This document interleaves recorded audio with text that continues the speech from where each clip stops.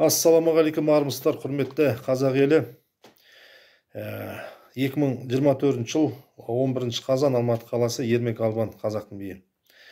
Осы 4 қазан 2024 жылы Талғар қаласында қайғылы жағдайды естіп, бәріміз бүткіл Қазақстан қоғамы болып, өте қатты ауыр, жаман жағдайда болып осы іспен жан-жақты қарастырып отырмыз. Сол кеше 10 қазан күні осы Түркістан облысының бас биі Таубай бауырымызбен Алматы қаласының Алматы облысының бас биі Қамнұр ағамызбен Талғар ауданының әкіміне кіріп шықтық осы мәселені білу үшін. Ол жерде болып жатқан мәселенің бәрін айтып, осы істі облысқа алып кеткенін айтты, және де өздерінің тараптарынан сол отбасына барып, көңілдерін айтып, қолдарынан келгенше көмектерін беретінін сол жерде айтты. Біраз істің мән-жайын айтқаннан кейін, оны істі қазір енді тергеу істері болып жатқаннан кейін көп нәрсені енді айта алмаймыз. Оны тергеу ісі бәрін көрсетіп, дәлелдегеннен кейін бәрі айтылады. Одан кейін сол Талғар ауданының прокурорына кіріп шықтық. Ол жерде біраз халықты мазалап отқан сұрақтарды қойдық. Мына видео жоғалып кеткенін айттық. Ол жерде ешқандай видео жоғалмаған. Сол жерде видеоны алып, видеода осы іске қатысты 7 адамды қамаған. Видеода жаңағы осы төбелесіп, ұрып өлтірген жаңағы адамдарды 2 сағаттың ішінде жаңа собыр жіберіп, бәрін ұстап қамадық деді. Жаңа жерде іске қатысқан, жаңа жерде болған 2 қыз, біреусінің 4 баласы бар екен, жаңағы көп балалы ана. Олар видеода жаңағы ажырап жүргенін көрген, сөйтіп ол 2 қызды қамамаған. Сол жерде сол Талғардың жаңағы азаматтары. Еңбекші Қазақ ауданына қарасты тұрғындар екен. Ол жақта сол Еңбекші Қазақ ауданының әкімшілігінің азаматтары да жүр екен. Сол енді қазір нақты қамалған 7 адам.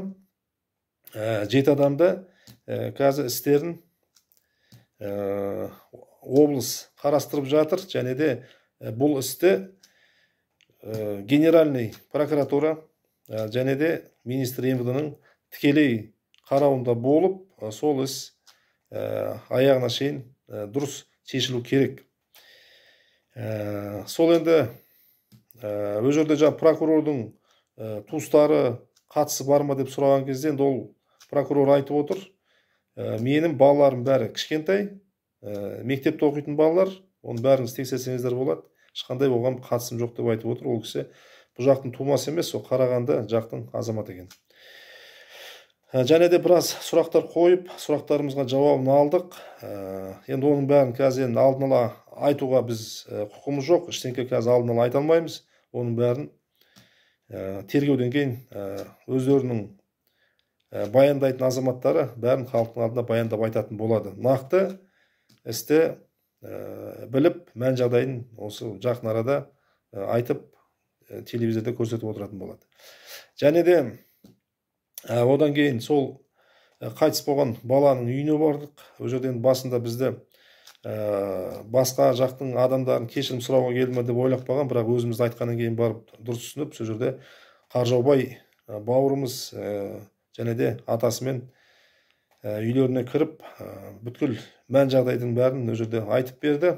Енді өзімнің жаңағы көзқарасым Қаржаубай бауырымызға, жаңағы өзім тыңдадым.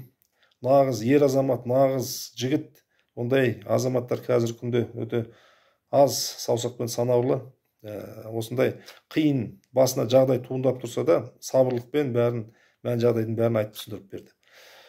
Бұл жерде енді ол іс болған кезде біраз енді төбелес кезінде де өз баласы үшін өз жауап беретінін айтып, енді біраз дұрыс емес іс-әрекеттер болған. Жаңа жерде аяғы осындай өлімге алып келіп отыр.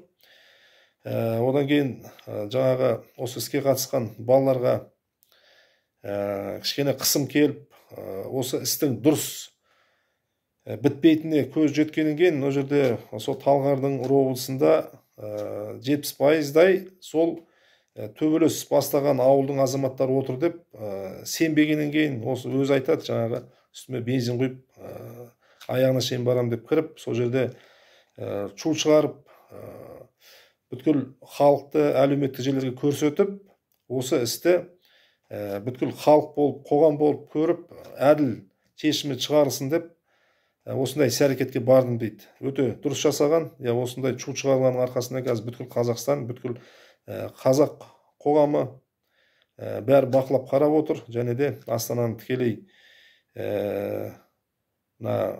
Генеральный прокуратура мен министрдің өзі тікелей қадағалап отыр. Енді кеше қысқаша бір видео жасап жібердім. Енді астына неше түрлі ой пікірлер жазылып жатыр. Енді ол адам болғаннан кейін әркім аузына келген жаза береді. Бұл жерде артық жазудың керегі жоқ. Бірінші жазардың алдында кішкене ойланыңыздар, мән-жайды біліп алып барып қана жаңағы айтқан дұрыс. Әкесі жағынан тарапынан кеп кешірім сұрамаған, ең болмаса кеп кешірім сұраса, басқаша жаңағы көзқараста болар едім деп отыр. Және де сол ровдыға қамалып жатқан кезде кіріп ана жігіттерді көрген, сонда оларды жаңағы көздерінде бір кешірім сұрайтындай, біз дұрыс емес дегендей, сондай көзқарасты көрдім дейді.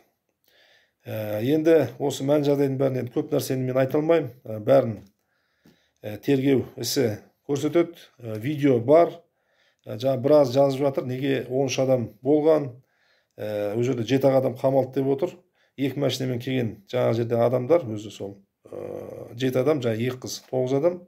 Және де бір машина келгенде жаңағы істің бәрін көріп, ол машина бұрылып кетіп қалған, мынандай жаңағы төбелеске қатыспаған деп отыр. Енді оның бәрін көре жатармыз. Бұл жерде айтарым, бұл іс бүткіл халықтың назарында, және де бізде билерде біз қарастырып көріп отырамыз.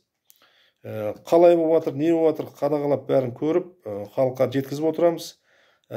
Іс әділетті жүріп, әділетті көрсету керек, және де онлайн сот бүткіл халық бұны көру керек. Бұны талап етеміз үкімет саласының азаматтарынан. Осы іс ашық жүру керек, күнәлілер жазасын алу керек. Біздің талабымыз сол. Бәрін қадағалап отырамыз. Мына енді қайтыс болып кеткен баламыздың жаны жанатта болсын. Күнәлі азаматтардың бәрі өз жазасын алсын. Қаржабай бауырымен және де отбасына біз енді бәріміз қазақ елі болып, көңілімізде қайғыларыңызбен ортақпыз. Жаңағы біздің де баламыздай көріп отырмыз. Ондай іс қайталанбау керек. Және де мына сол жақтың неше түрлі бір авторитеттерін айтып жатыр. Хасан дей ма, осындай неше түрлі тірліктер, дұрыс емес тірліктер болып жатқанын айтып отыр. Сол үшін үкімет саласының азаматтарына да айтарым, бұл бұндай қылмыс қандай авторитет болмасын, ешқандай кіріша, мырыша деген тірлік болмау керек. Ондай қылмысқа баратын азаматтардың бәрі өзінің орындарын табу керек. Ондайға жібермейміз де. Бұны бәріміз қадағалап отыратын боламыз.